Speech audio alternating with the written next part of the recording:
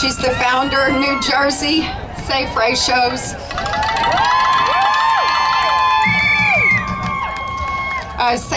Advocacy group to improve patient safety through safe staffing. As a former emergency department nurse and critical care nurse, Kate saw the need for staffing reform that was being ignored by healthcare systems throughout the state of New Jersey.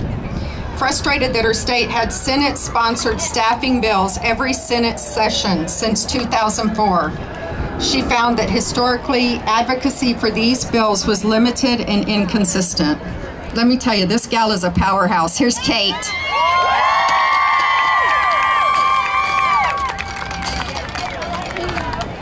Hello, DC! So, I'm not going to tell you about my horror stories of unsafe staffing because some of you worked in some facilities with me, and our stories are pretty much all the same. So what I'm going to talk to you today about is about political advocacy. Now, a lot of folks will say, politics, I don't like politics. What's the first part of the word in policy? Politics? Right? It's intertwined. So listen, there's a couple of things we need to do. One, we need to work together. I belong to 2 unions, but I still started NJ Safe Ratios. And I did that because seeing bills come up and die, be DOA in the health committee, it's not good. 16 years. And as a nurse, I said, what's going on? Now, some unions are very good about giving out information and others are not. The other part of that is we need to embrace one another. The unions can't do this themselves. The e-boards can't do it themselves. They need the nurses to come along with them. When we've been doing something one way for a long time and it's not working, it's time to change it. And change is hard, but change is good. One of the biggest things that I found when I started calling legislators, and I would call them after working a 12-hour shift, and I'd say, what do we need to do? And they'd say, we need to hear from the nurses. I said, well, you have heard from the nurses. No, we want to hear the stories of the nurses. So what I started doing was going literally through our 40 districts, and I talked to the aides, and I would talk to the folks who are running these offices. They want liaisons. Nurses, you need to become liaisons. You need to know what districts you live in, and you reach out once a month. This is my staffing bill. I need you to co-sponsor it. You ask them you ask them to do something. It's an election year for over 400 Congress seats. There's over 42 Senate seats up.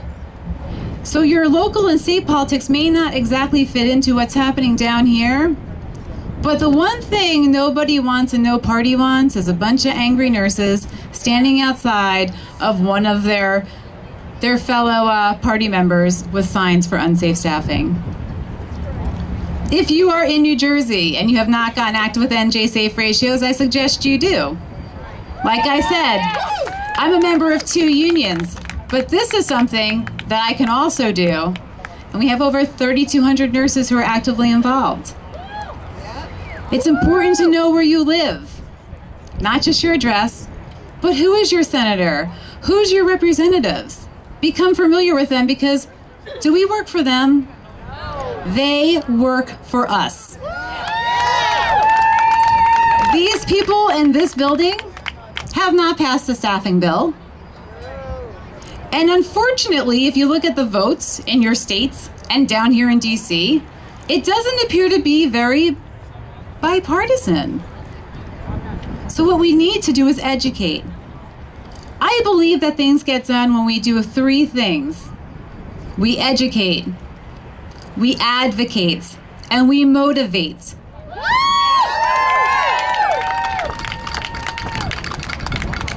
Nurses may be the most trusted profession, but sometimes we're the quietest profession. We are the canaries in the coal mines, folks. It needs to be that we are up front and center. if you're a member of a union, and I see so many HPAE people here, and I am proud to be one of those nurses. I see some folks from Genesco, I see some folks from Steelworkers. Embrace your colleagues. If you know there's an informational picketing, talk to your friends who are non-nurses. Come join that line. It makes a difference. It sends a message, because when they see a couple of nurses outside holding a sign that says, "Safe staffing," don't just make it a contract negotiation point. Make it an everyday thing. There's a couple of other things I want you to take home. Somewhere out there, there's a Pittsburgh nurse, and her name is Michelle Boyle. Where's Michelle at? Michelle and I were down here for a week. Last week? Right? Last week. We organized and started the National Progressive Nurse Caucus. What we want you to do is to think about running for office.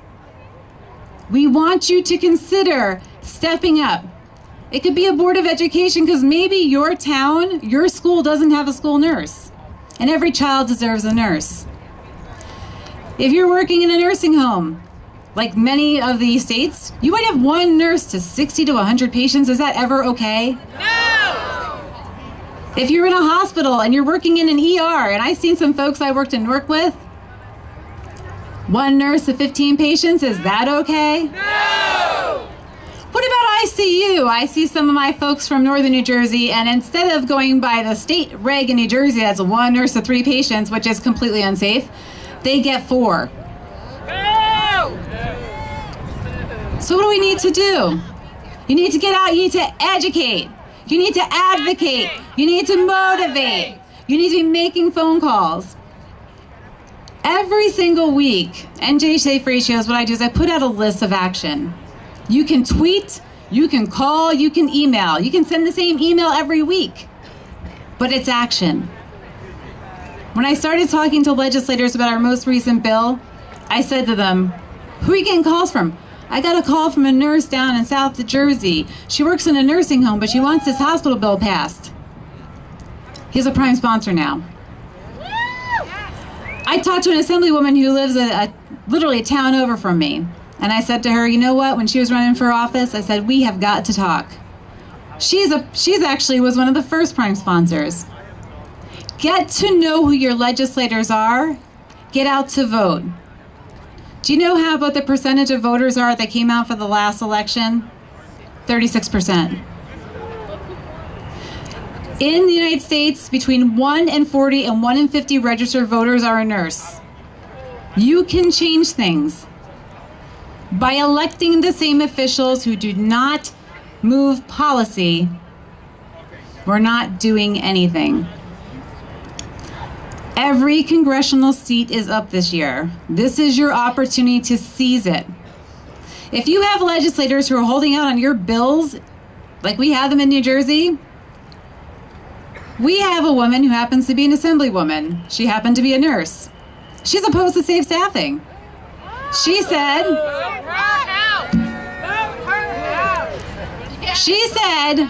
you don't know what it's like.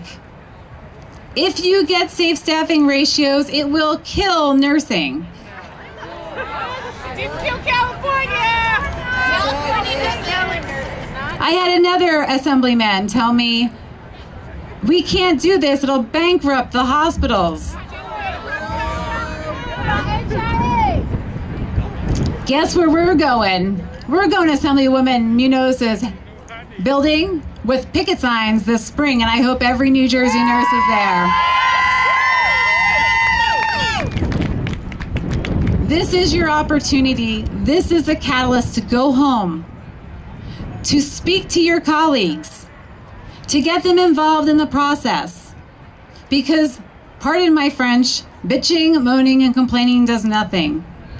It is time that you actually do something that involves more than just a petition. Get together, educate your neighbors, talk to your friends. NJ Safe Ratios has a teaching that I worked with AARP on. This summer, we are getting out to 55 and over communities, and we're educating them at how to stay safe in the hospital. We're educating them about long-term care facilities, where it's okay, because there's no legislation, to have one nurse to 60 patients, one nurse to 100 patients. And we're going to make sure that when they go and they push that button or pull that wonderful voter machine arm, that they're going to vote in people who are hopefully going to do the right thing. This is your opportunity, nurses. This is the chance to change things. We need to do this not only for ourselves, but for our profession. Every time a nurse that comes in and is trained leaves, it costs between $80,000 and $88,000 to train them. I look at the unit I work on, and we've lost over $1 million in the last year and a half in nurses. When you think about the third leading cause of death in the U.S., it's preventable medical errors. When you think about you and what you do, you prevent 85% of every medication error that is done gets through a physician or nurse practitioner prescribing. It gets to a pharmacy. It is the bedside nurse that ends that potential serious side effect that can cause death. Thank you all for coming down. I hope you get involved. If you're interested in running for office, then come find myself or Michelle. It's progressivenurse.caucus.org. You'll be seeing more information about it. Get out there, get involved, and what do we want? Safe staffing! Take care.